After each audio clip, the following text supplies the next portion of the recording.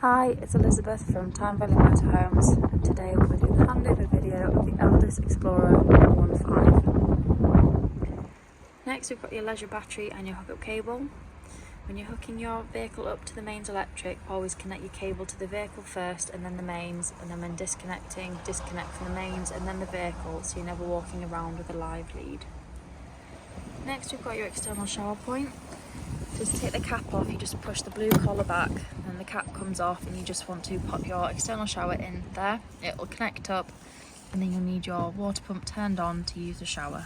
At the back of the vehicle we've got your reversing camera at the top, and we've got your rear window, we've got your double bike rack, and we've also got your freshwater filler point. So you'll want a hose pipe and an adapter, as some sites just provide a brass tap. You want to put your hose pipe through there, fill up your freshwater tank till it's full, and then close it and lock it with the key so no one can tamper with your fresh water. And next we've got your cassette locker. So you need to make sure that the blade is closed on the inside of the toilet, and then you can pull the handle up and slide the cassette out. Twist the handle round, unscrew the cap, and then you want to empty it, and at the same time push in this orange button. This just allows some air in and stops it from glugging. Then you want to swill it around with some fresh water, pop some blue or green liquid in your cap, and then pop it back in, and it's ready for use again. Under the vehicle behind your rear wheel on your driver's side, we've got your fresh water drain off point. So when you want to empty the tank, you just twist the handle round and then all your fresh water will drain out. You want to do this when you are winterizing your vehicle, so you don't leave any water in the tanks to freeze and cause frost damage through the colder months. And then we also have an external barbecue point. So we've got the adapter here, and you'll need a length of hose to connect to your Cadec and barbecue. And then when you put your flow of gas through the vehicle, you can turn this on and have a barbecue outside.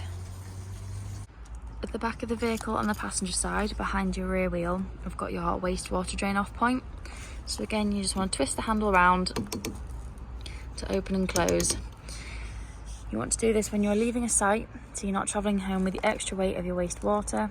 Also, when you're winterising your vehicle, you don't want to leave any water in the tank to freeze and cause frost damage. Next, we've got your gas locker. This will hold two 6-kilogram gas bottles. You always want to make sure that you tie them in nice and tight with a black strap so they don't rattle around when travelling. When you are connecting your pigtail to the gas bottle, remember it's left to tighten, right to loosen. And then on top there's a dial where you can turn your gas flow on and off. Always make sure you have your bottles strapped in when travelling so they don't rattle around. Just on the outside of your passenger door, we've got your diesel and AdBlue. You'll need your ignition key to open up the diesel cap, and then when you're filling up your AdBlue, if you go to a petrol station where they take Arctic lorries, you'll be able to get them on the pump, but you can also buy them in drums as well. The first thing you want to do when you get into your vehicle is turn your main control panel on. And from here, you can turn your main light switch on, and then you also have your rocker switch to turn lights on and off around your vehicle. Next, we've got your water pump. So this gives you a pressurised flow of water through your vehicle. Then we've got your awning lights, that's your outside light. And then next we have your leisure battery levels. And then we have your fresh and then your wastewater levels when you click the button once and then twice. Next we've got your heating and hot water. So the top one is your hot water heating settings. So if you click the button,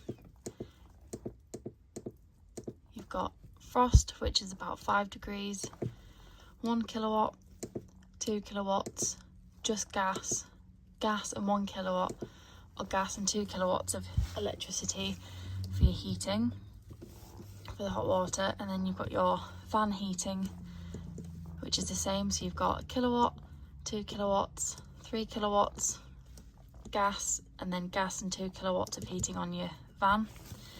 And then to increase and decrease the temperature, you've got the plus and minus. So the top is about 30 degrees, all the way down to about 5 degrees, right at the bottom there.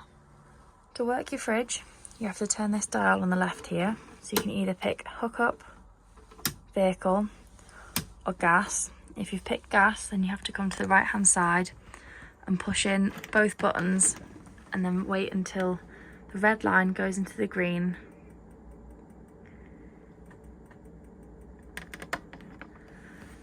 And then once it stays in the green, your fridge is lit on gas.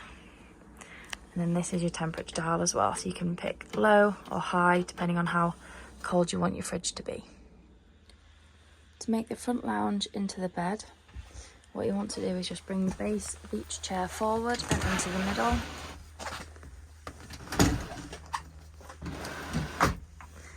And then what you want to do is bring the base cushions forward and meet in the middle. And then what you can do is push the backrest cushion into the gap that's then made.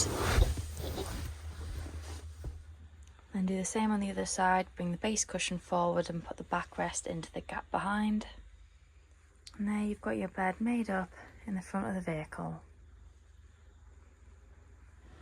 On the driver's side, under the bench seats, you put your boiler drain down. So you want to turn this yellow toggle to the front of the vehicle when you want to drain your boiler down. Doing this when the weather gets cold so you don't get any frost damage in your boiler from the water freezing. When you want to refill your boiler, you want to make sure that the yellow toggle is facing the passenger side of the vehicle so that the water doesn't continuously run out of your boiler. In the bathroom, we've got your sink, we've got your large mirror, and then we've got your shower head. And we've got your cupboards above your toilet. So when you want to use your toilet, make sure you've got your water pump turned on, and then you can press the flush. And then to open and shut the blade, you just pull the grey lever forwards, and then back to shut it. Always making sure you keep the blade and the lid closed to keep any smells out of the bathroom.